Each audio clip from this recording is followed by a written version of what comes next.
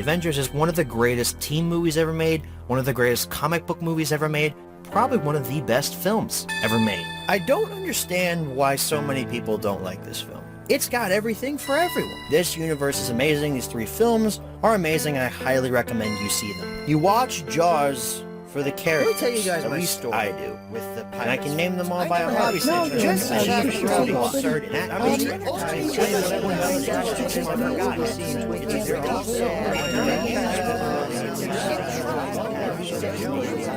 episode number 50.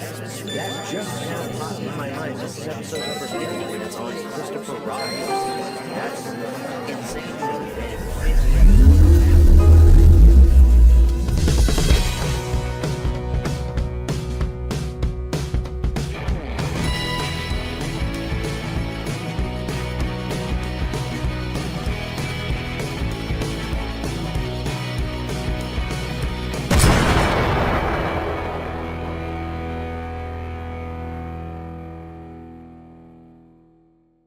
YouTube viewers of every age, wouldn't you like to see something strange? Come with us and you will see this 100th episode of HMR. That actually went together better than I thought it would. That's right, ladies and gentlemen, your eyes do not deceive you. We're here for the 100th episode of Home Media Reviews. For those of you that are watching live for the premiere, welcome one and all. Thank you for being here. If you're watching this later on, that makes no sense to you. But you can read the live chat, maybe. And yes, folks, your eyes do not deceive you. The 100th installment of Home Media Reviews is on The Nightmare Before Christmas. Surprisingly, nobody guessed this one. A lot of people thought this was going to be The Lorax, but I didn't see one person guess The Nightmare Before Christmas, so there was no jeopardy of it getting leaked out. Except for the person that contacted me a few weeks ago asking to do a special themed intro for the 100th episode of HMR. Yeah, if you have eyes, you would have noticed that the intro is different. And wasn't that fantastic? That intro, as well as a couple of ending portions and the transitions, were made by a fantastic user of both Twitter and YouTube who goes by the name Dozer Video. I apologize. I cannot say that without stuttering. Dozer Daisy Productions on Twitter. I'll put a link to the channel and the Twitter page for this user down below. Thank you so much, Daisy, for this. This intro blew my mind when you first mentioned it to me a few weeks ago and had the outline and everything. I was amazed. I was even more over the moon when you showed me the final product. So everyone, if you're watching live, let's give a round of applause for Daisy. Just absolutely wonderful production work here for the intro and also for the transition scenes later on. I really hope that Daisy is either watching live or watching the upload of this later on so that you can hear, Daisy, just how much I appreciate this. Not just in words on Twitter, but through my actual voice. Thank you so much for this. I'm over the moon with how these turned out. But as I said previously, the 100th episode of Home Media Reviews is on The Nightmare Before Christmas. So let's not waste any more time and let's jump right into the history section.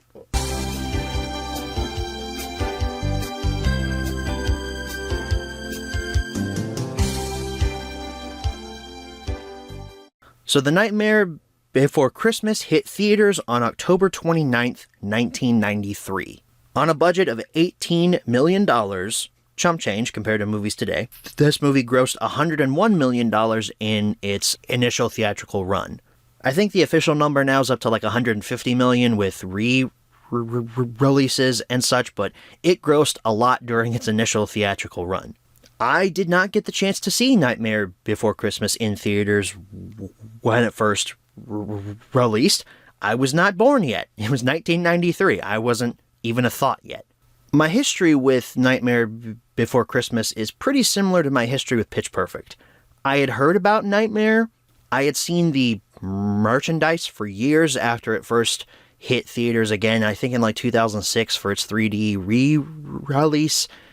That's when the marketing push for this movie really started, and then in the early to late 2010s, it really started ramping up again.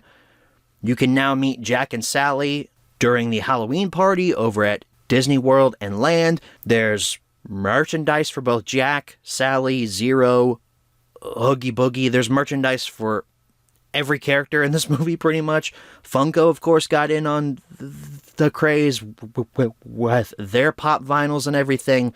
The Nightmare Before Christmas is an insane merchandising powerhouse. And yet, I never had any interest in seeing it. Until, of course, I met Hope. This was one of the other movies she told me that she absolutely loved.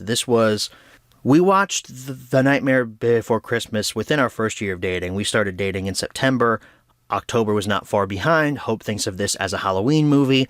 You can see it as kind of both a Halloween and a Christmas movie, but Hope thinks of it more as a Halloween movie, so we watched it around that point in time, and I really enjoyed it. I thought it was very fun, and we have watched it every year since. This year, however, was special, because Hope and I got the opportunity to watch this movie in theaters.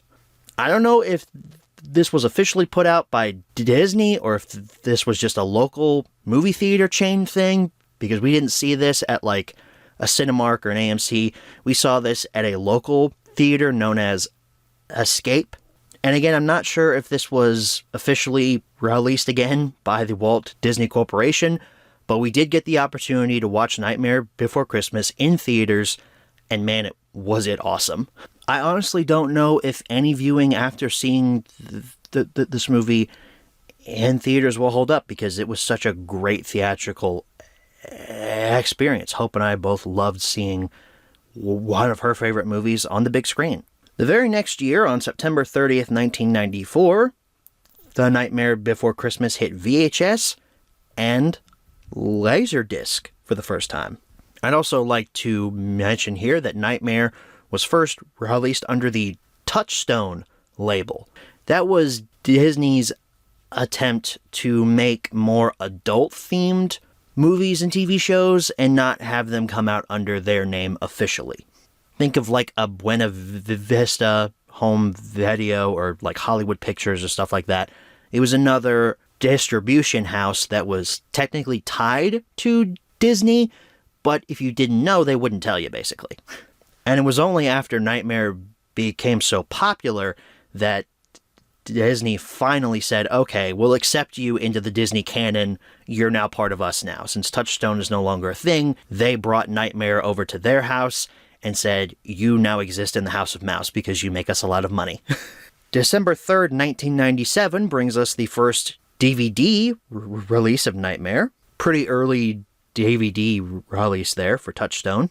3 years later, on October 3rd, 2000, a special edition DVD then hit store shelves.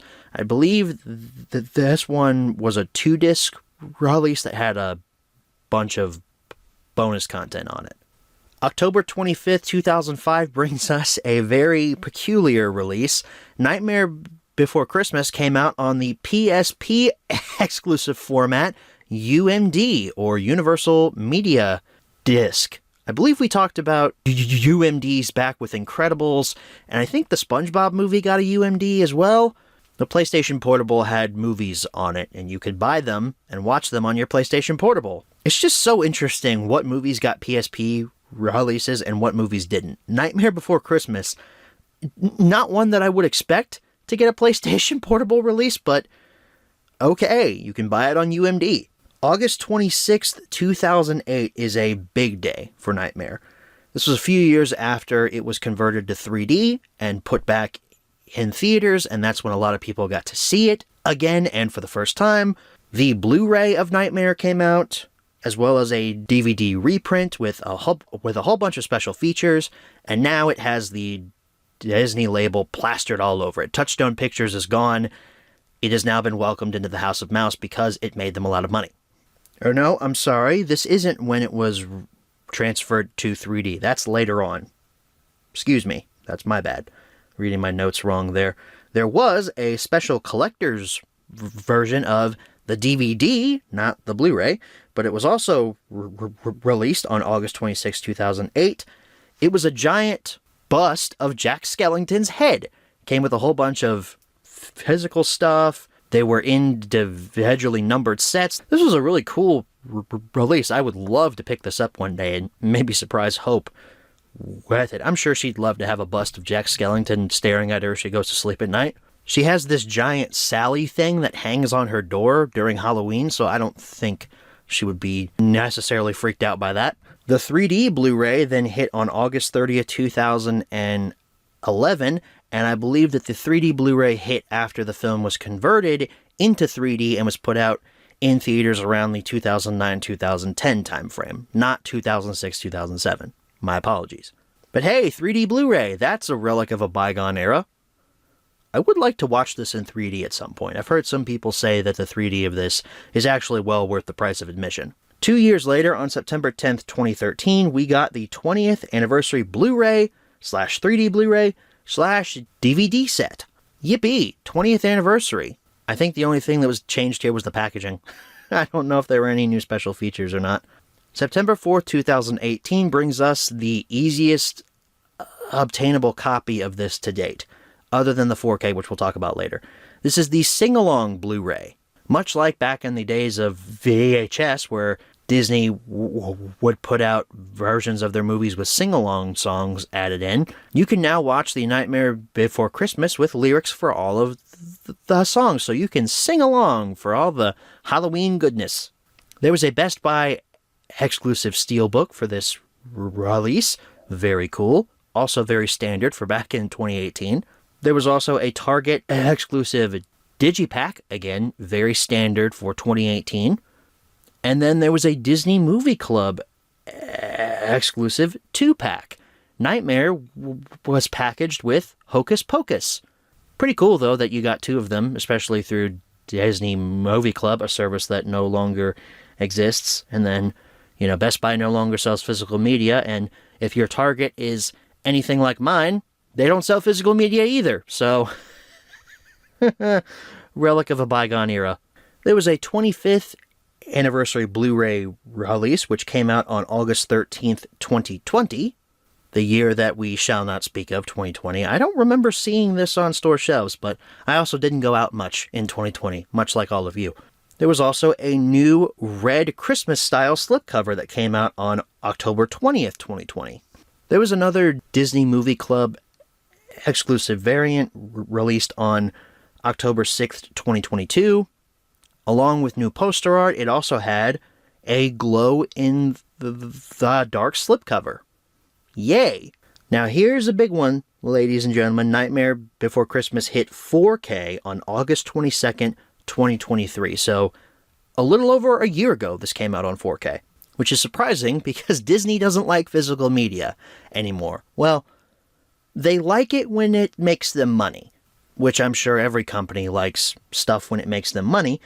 But at the same time, they've kind of moved away from physical media. They had for a while there, and I was shocked personally when Nightmare was announced to be coming to 4K. It'd been streaming on Disney Plus in 4K for a couple of years, and I thought we'd never get it on an actual disc. There was a Best Buy exclusive steelbook that was part of the 100-year anniversary line that had those really not cool looking silver steelbooks. I didn't like how those looked at all. I didn't grab any of them. Even when Best Buy was clearancing out all of their steelbooks, some of these were available for like $5-10 each. I was like, I just don't like how they look. I don't want that on my shelf. But then also there was a Blu-ray combo pack that was released as part of the 100th anniversary celebration. This combo pack is pretty basic. It's just got Jack Skellington there on the front with a silver background. It matches all the other 100-year anniversary slipcovers. It just, this whole artwork thing of like the silver look just wasn't it for Disney. I don't know who made the choice to make that their theme, but I didn't like any of their 100-year merchandise. It was literally just, hey, let's put everything silver. A Walmart exclusive variant of this 100-year Blu-ray combo pack came out on October 17th, 2023. The only thing that's exclusive here is a little pin that you get included with the Blu-ray combo pack. We may or may not be taking a look at one of these combo packs on Home Media Reviews coming up, I think next year is when we're slated to get that supplemental out. If you watched my collection video for my Blu-rays, you know which movie I'm talking about. I won't spoil it here, though. And finally, the big release, and the last time that Nightmare Before Christmas was ever available on physical media. We talked about this a few weeks ago with Emperor's New Groove. The Disney Legacy 100 movie collection rears its ugly head yet again. This came out on November 14th, 2023, available for an absurd price of like $1,500 brand new. I get it, okay? It's little crystal Mickey ears and everything, but $1,500 for this, when all of these movies used costs as much as maybe $500, and that's on the high end. And it's not 4K, it's only Blu-ray? What the hell were you thinking, Disney? This was not the move. I'm pretty sure that this set was online exclusive, because I've never seen it at any store. And I don't know anyone who bought it, so I hope that it tanked, because this was a terrible idea. We like physical media, Disney, but not when it's $1,500, and not even the highest quality possible. But that wraps up your history section. Let's move right along to the close-up.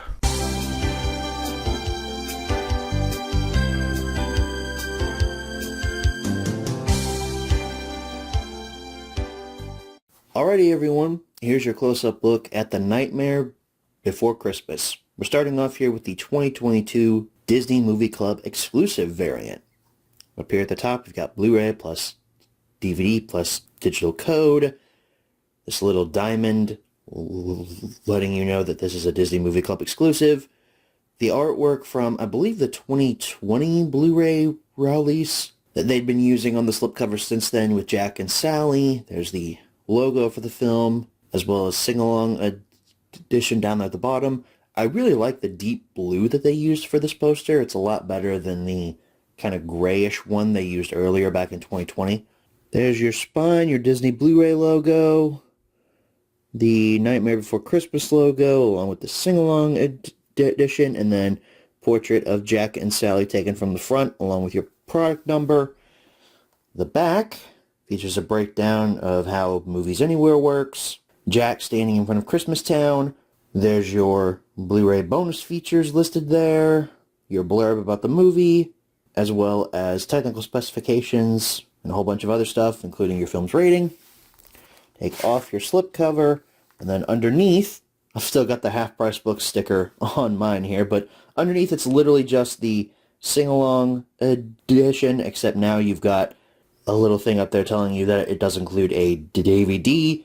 Otherwise, it's pretty much exactly the same as the 2018 sing-along Blu-ray. You've also got this little diamond down here letting you know, why is this not focusing? This is so annoying. There. You've also got this little diamond down here letting you know that this is indeed a Disney Movie Club exclusive. Your spine's pretty much the same, except now it's black instead of blue.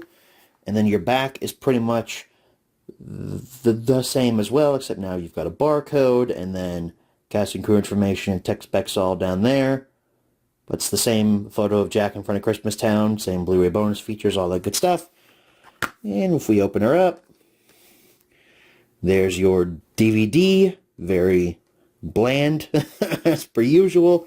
And then your Blu-ray is not much better, it's just blue now. Yay.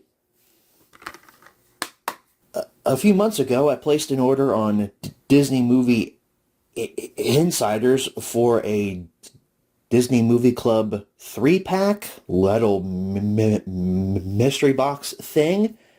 I made an unboxing video about it on my channel. Someone got really mad that it wasn't 30 seconds long because I posted it as a quick unboxing. A really petty and a really stupid reason to get upset.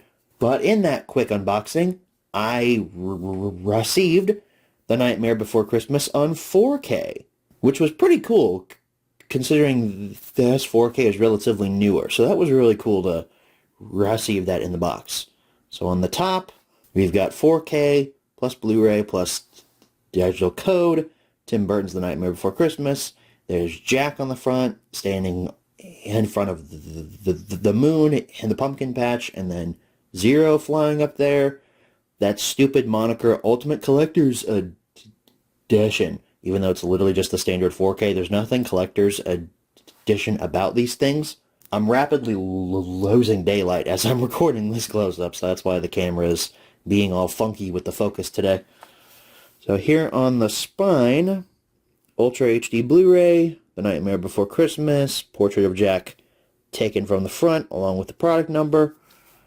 The back, for the first time in 4K Ultra High Definition, includes the sing-along and original theatrical version. You've got your blurb about the movie, Jack and Sally in the Pumpkin Patch, Lock, Shock, and Barrel there, breakdown of 4K and the Blu-ray disc. The 4K is literally just, hey, this is what you need to watch the 4K, and then what it offers you. The Blu-ray actually has your bonus features because there's nothing on the 4K except the movie. And then there's your technical specifications, a whole bunch of other stuff. Take the slipcover off. Underneath, poster art's exactly the same. The spine is pretty much the same as well. And then the back is also the same. Everything's probably shifted a little bit up to make room for this teeny little cast and crew information box down there. Other than that, though, everything is pretty much the same. Hey, this Blu-ray should look familiar. It's literally just the 2018 Blu-ray repackaged here in this set. The 4K disc is the one with new artwork and new bonus features. Well, not bonus features per se, but a new menu, more than likely. We got Jack staring at a little snowflake there.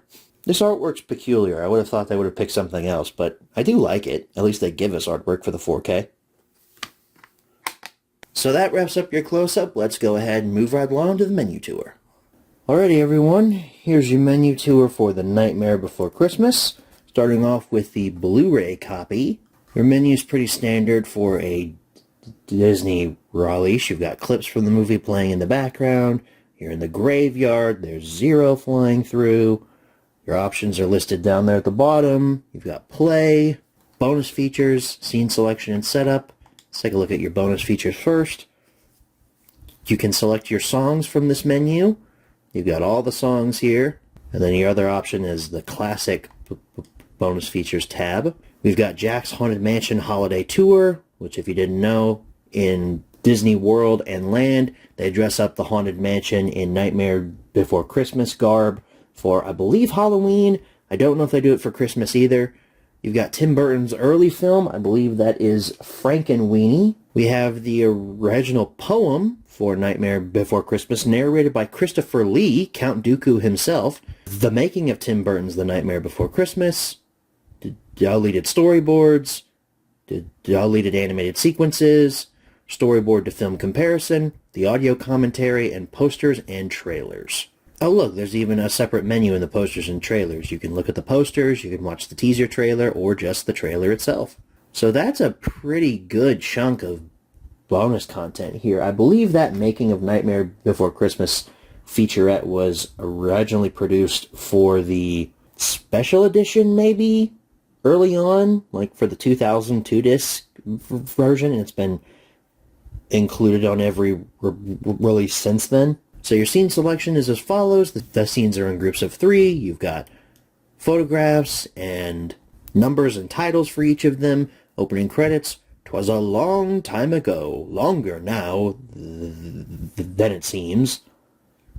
Fun fact, if you listen to the soundtrack of Nightmare Before Christmas, that's Patrick Stewart doing that opening narration. He's not in the movie, but if you listen to the soundtrack, it's him. I love how the first few scenes were literally just the songs. It was just the making of the songs. But you do get a couple of scenes here, like Sandy Claus in person. There are 19 scenes here, 20 if you don't count the credits, which for a movie that runs about an hour and 16 minutes after credits, that's a perfectly acceptable number of scenes. For setup and for languages, which is your spoken audio, we have a 7.1 English mix, a 2.0 descriptive English mix, French 5.1 mix, Spanish 5.1 mix, and I believe that's Chinese 5.1 mix. And for subtitles, we have English, French, Spanish, and I believe Chinese. Chinese, Japanese, I don't know. No one's told me in the comments what language that is. And now, folks, here we are for the 4K menu. Not much has changed. But your scenes are exactly the same as on the Blu-ray. The setting is exactly the same. The only thing that's different is now we don't have bonus content, because Disney, for some reason, is still opposed to putting bonus content on the 4K disc. But I presume your scenes are exactly the same. Oh, we don't have titles anymore. It's just numbers and screenshots. And also the little thing over here telling you where you are in the movie is gone. But there's the same number of scenes as on the Blu-ray. It doesn't look like the audio options have changed either. We don't get a Dolby Atmos mix here, which is disappointing. The 7.1 mix from the Blu-ray is ported over. Same thing with the 2.0 mix, French 5.1. Oh, we do have some new audio options here. We have Castellano Spanish, regular Spanish, Dutch, Italian, and either Chinese or Japanese. So, okay, no improved English mix, but at least more people can enjoy this movie in their native language. And then I believe the subtitles will be the same: English, French, Castellano, Spanish, Dutch, Italian, Chinese or Japanese. Oh, damn, we have a lot more subtitles here. We've got Netherlands, Dansk, Suomi, Norsk, and Svenska. Oh, we also have an option here to change the menu language, and I believe all of these options will be the same as the subtitles. Or no, there's no Norsk or Svenska or a couple other languages here, but there is the Netherlands, so that's good. So since there's no bonus content, that wraps up your menu tour. Let's go ahead and head on back and answer the 5 main questions, as always. Alright, so we're back from the close-up. Now it's time to answer the 5 main questions, as always. Number 1, where can you pick this product up? Well, if you've been to my half-price books in the last couple of weeks, you would have seen an absurd number of copies of the Disney Movie Club exclusive version of this Blu-ray release. That's actually where I got Hope's first Blu-ray copy of this, was at Half Price Books, because they had an absurd amount of these. I don't know where they got them from. I don't know who sold it to them, but for some reason, 20 plus copies of these Disney Movie Club exclusive variants were just sitting on their shelf for months at a time. But hey, I got it for cheap. I think I got it for like $10, so good for me. But yeah, online retailers, maybe a used physical media place like Half Price Books, you can't find this movie in stores, which is honestly a shame, because we're getting closer to Halloween. You would think that Disney would capitalize on that and reprint maybe the 100th anniversary Blu-ray, put that back out on store shelves. No, haven't seen it. Number 2, is this product still being printed nowadays? While I really want to say yes, because this 4K is relatively newer, I can't say yes to this because there hasn't been a reprint run of this 4K. At least not that I've seen. If you've seen it on your Walmart store shelves, but it just doesn't have a slipcover, let me know. Number 3, should you pick this product up? Right at the very start of Nightmare Before Christmas, this movie's logo has Tim Burton's name plastered right on top there. Tim Burton's The Nightmare Before Christmas. But he didn't direct this movie. A lot of people think he did. But no, it was a guy named Henry Selick, who is a legend in the stop-motion film category. He also directed Coraline. Tim Burton, on the other hand, only has story credit here, and I believe he wrote the original poem that this movie is based on. His name was obviously added for marketing, and it successfully tricked a lot of people into thinking that this is a Tim Burton movie. No, it's not.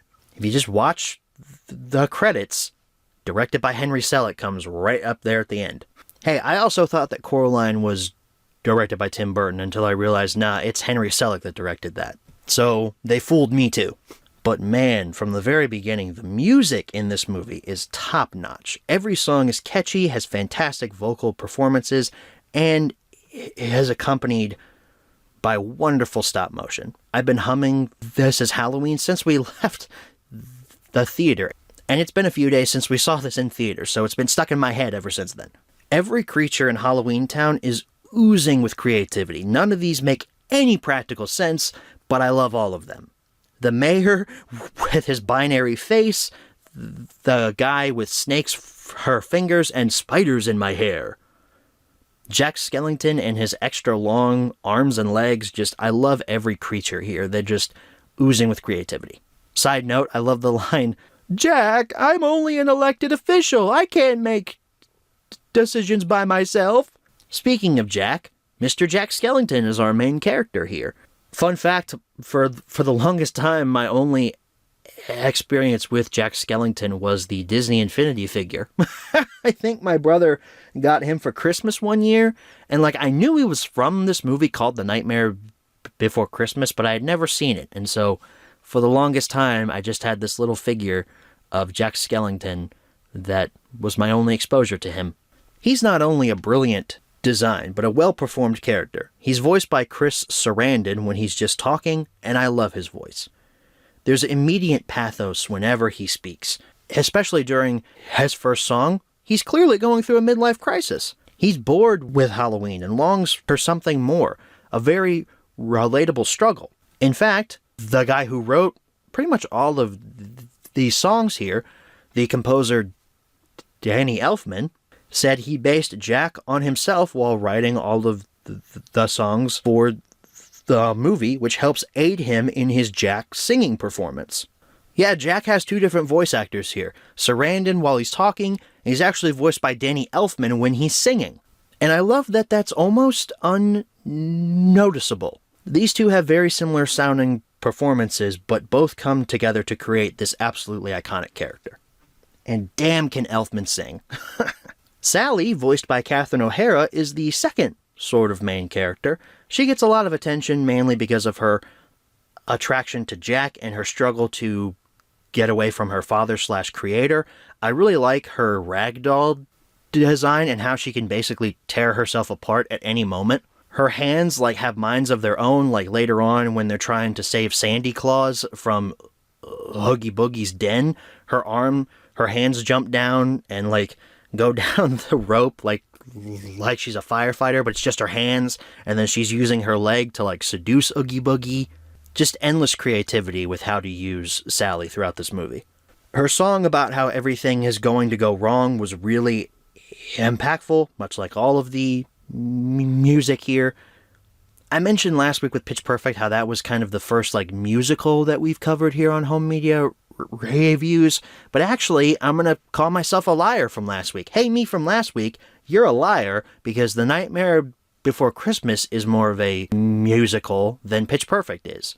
If you take all of the songs out of Nightmare, the story makes no sense. However, if you just hear the songs and remove all of the dialogue-only scenes, you could still follow the story relatively well. And that is the sign of a really good musical, where the music is the centerfold and the dialogue comes second. Sally was created by a professor known as Dr. Finkelstein, voiced by William Hickey. He has a really small role, but he's instantly memorable. His voice is great, his design is amazing, and all his lines are hilarious. "You've poisoned me for the last time, you naughty girl." You'd think after the first or second time she tried to poison you, you'd do something to make that stop. "Jack, my boy." Now that I just called him a professor accidentally, he's a doctor. But what if Professor Farnsworth was actually in this movie? I've been watching Futurama over the last few weeks, so what if instead of him we put the Professor Farnsworth in there? Good news, everyone! Sally has tried to poison me again. Wait, that's bad news. I love Zero. His design is so adorable, and I love his little nose. He's got a little jack-o'-lantern that lights up there. He's a merchandising powerhouse, and yes, I've fallen for his merchandise quite a few times over the last couple of years, but he's so cute. I love him. Christmas Town has a very Dr. Seuss vibe to it, with all the elves and the lights and just how it comes together. Feels like something right out of The Grinch. Again, another catchy song here, "What's This?" which then leads into some really funny comedy later after Jack comes back to Halloween Town. I love how obsessed he becomes with trying to find the true meaning of Christmas. He locks himself up in his tower and is just continuously tearing apart things. He opens up a stuffed animal and rips out all of its stuffing and is just confused. He cracks open an ornament and it explodes into this green jolly-filled thing, and he's just but what does it mean? I laugh every time during that montage. I almost busted a gut the first time I saw this movie with the overly complicated math equation that's on the chalkboard, and he's joy plus present equals Christmas, but what does it mean? I think it's funny, too, how everyone in Halloween Town just goes along with Jack's ludicrous plan to be like, we're gonna do Christmas this year, and everyone's just like, okay, cool, we're here for it. It's like, guys, your leader is clearly having a midlife crisis. Why are you indulging him in this? Also, why is Jack a quote-unquote pumpkin king, and then they also have a mayor? I mentioned earlier how not a lot makes sense in this universe, and you have to give the movie those mulligans. You can't dwell on it too much. But what's the state of governance in Halloween Town? I want to know how that works. Although I bet Halloween in the quote-unquote real world here was pretty tame compared to years prior. Jack hires these 3 demon kids. I know they're not demons, they're actually trick-or-treaters, but those masks they wear make them seem like demons. And their names are Lock, Shock, and Barrel. You could have gone all the way here, guys. Lock, Stock, and Barrel? Why Lock, Shock, and Barrel? Come on. He hires those kids to kidnap Sandy Claus. And we get our first mention of the film's pseudo-antagonist, Oogie Boogie. Yes, he appeared in shadow form in the first song, but he's specifically mentioned by name here. And leave Oogie Boogie out of this. And of course we get another song. Kidnap the Sandy Claus, beat him with a stick, lock him up for 90 years, see what makes him tick. These lyrics are demonic. Beat him with a stick, lock him up for 90 years, and see what makes him tick? Like, guys, all Jack wanted you to do was bring Sandy Claus to him. He didn't want you to beat him relentlessly.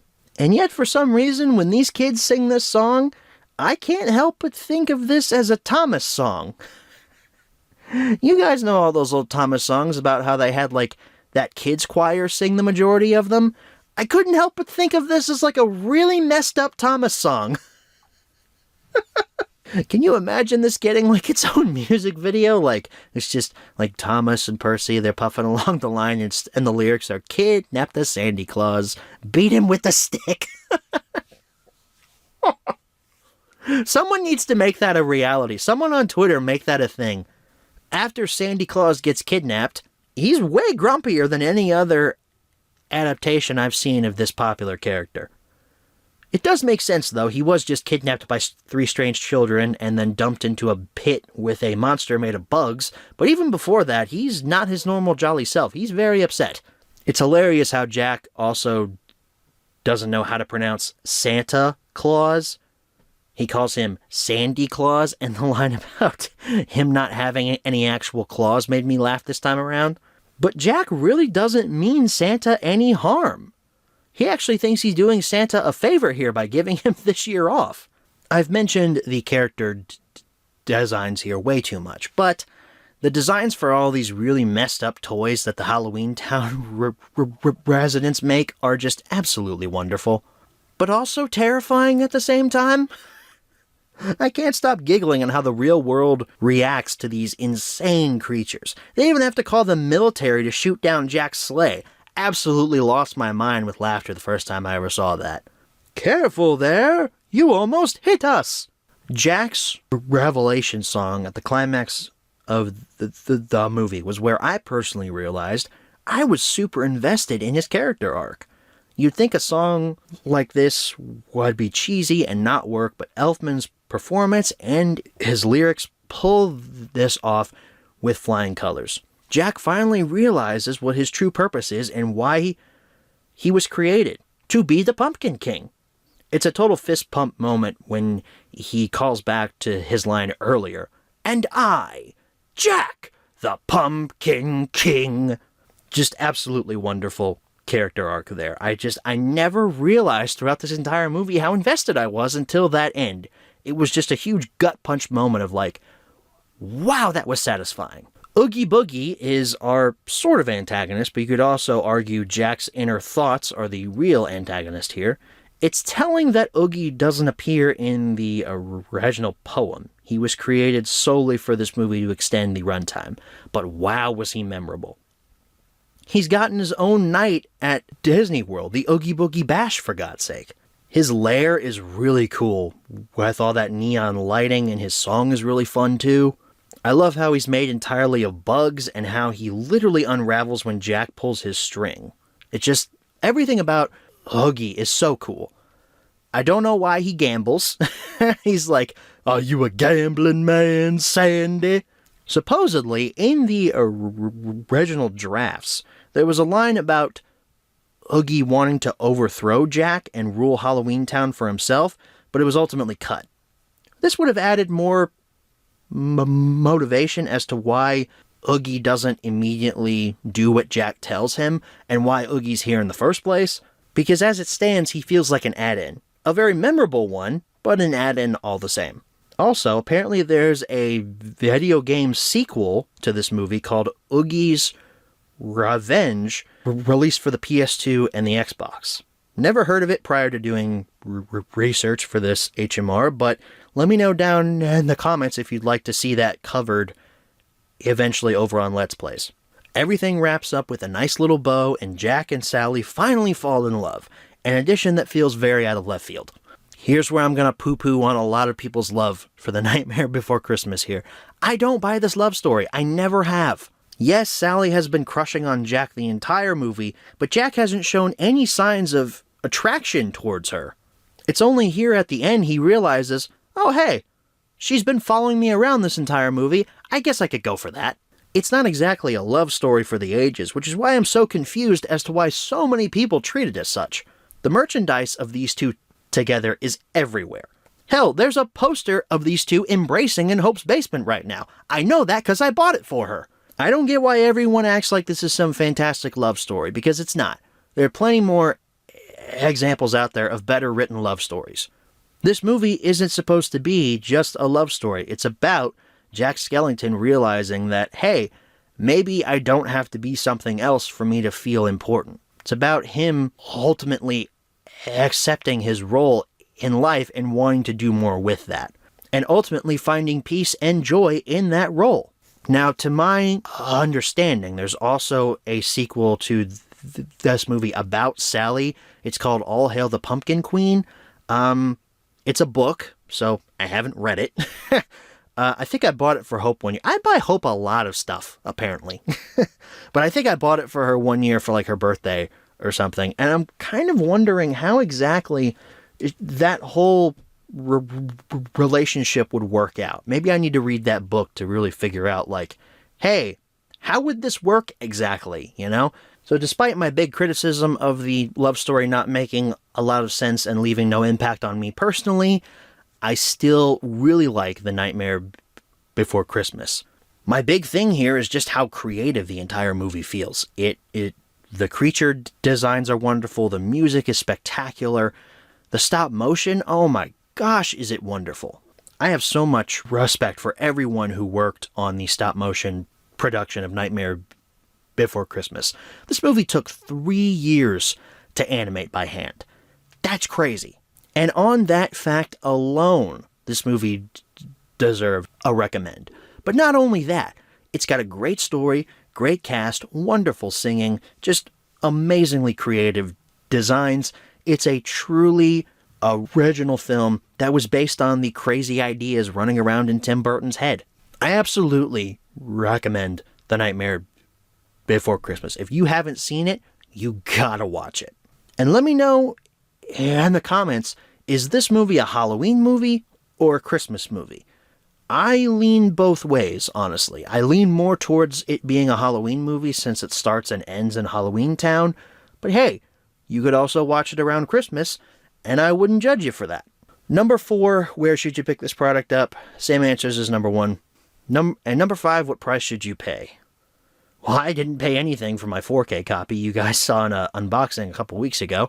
I got this from the Disney Movie Insiders program, which is now unfortunately shutting its doors as well. So technically, I didn't pay any money for it. But the 4K copy as it stands right now, I would put that around 20 to 25 bucks. It's still relatively new. It's only been on the market for about a year. I don't know personally how the 4K looks. I've never watched it on 4K. We watched it in theaters for this time around, watching it for this. I mentioned earlier how we watched it in theaters. It looked fantastic, so I believe they were showing the 4K cut, the movie. I don't know why they wouldn't be, so I assume the 4K looks good. The Blu-ray, any version of that, is going to look really good as well. The sing-along version is abundant. You can find that pretty much anywhere for $5-10. as well as the original Blu-ray print. The 3D Blu-ray, I'd put it around 15 to 20 just because that probably isn't as common as the other versions. And for the DVD, I mean, it's a DVD. I'm not going to go out here and say, yeah, pick up the DVD. It's going to look great, because it's not. It's a DVD. But hey, $5-10 for that, go wild. Well, folks, that wraps up the home media review for The Nightmare Before Christmas, and that brings to a close the 100th episode of Home Media Reviews. You know, looking at a lot of your all's comments over the last couple of weeks as we've been approaching the 100th episode, I kept asking myself, why do they care so much? Because to be honest, it never really occurred to me that the 100th episode was going to be this big celebration. You know, to me, it always seemed like just another episode. But over the last couple of weeks, I've been mulling over what I was going to say for this ending wrap-up. And really, the only thing that I have to say is thank you. Thank you for making me see that, yeah, 100 episodes, that's a big deal. Not a lot of shows make it to 100 episodes, whether they're formatted specifically to only be told in 50 or 60, or they get cut short. Not a lot of shows make it to 100. And I dare say not a lot of shows make it to 100 with the same quality as they started out with. Obviously, my quality of both video and audio have improved greatly from the first few episodes of Home Media Reviews, but I would say the quality overall, the production quality, has stayed relatively the same. Every week I get behind this mic and I'm bringing my full 110% effort. There really haven't been any episodes where I've just said, screw it, I'm going to phone in for this one. I work my absolute ass off to make sure that these videos, for one, come out on time and are as fun as the previous episode was. And I apparently have a very loyal, dedicated fan base that are huge fans of Home Media Reviews, and were super excited to find out what the 100th episode was going to be on. So for that, I want to say thank you. Thank you for showing up every week, for watching every episode, for even going out there and watching some of these lesser-known films that I've covered here. And above all, if you've been here from day one, thank you. Thank you so much for that. You have seen this show grow exponentially beyond what I ever could have imagined. Now, granted, its parent show, Thomas & Friends Home Media Reviews, is still more popular. But as far as what I've been able to build with just regular Home Media Reviews, I'm extremely happy with the numbers that we've gotten over the last few weeks. And over the last few years as well. Hell, we were able to launch another spin-off show early on this year, Kipper Home Media Reviews. That never would have been able to happen if regular Home Media Reviews and its parent show weren't proven to be a success. So I think ultimately what I want to say is thank you. Thank you for sticking with me throughout this entire run of Home Media Reviews. I have no plans on ending that show within the next few years. I am here for the long haul. Hell, I'm already starting to narrow down the list for Season 7. I don't have a theme yet, but I do have a list of about 20 to 30 movies that have been rotating around in my mind of stuff that I would want to eventually cover. I don't see myself ever being around on YouTube without Home Media Reviews being present. And that, I think, is a really good thing. It's good to have consistency in your brands and in the stuff that you put out on your channel. So once again, everyone, thank you. From the bottom of my heart, thank you for that. You all have done so much for me by just watching, commenting, liking every episode of this show up until this point, and I just I can't think of anything else to say other than thank you.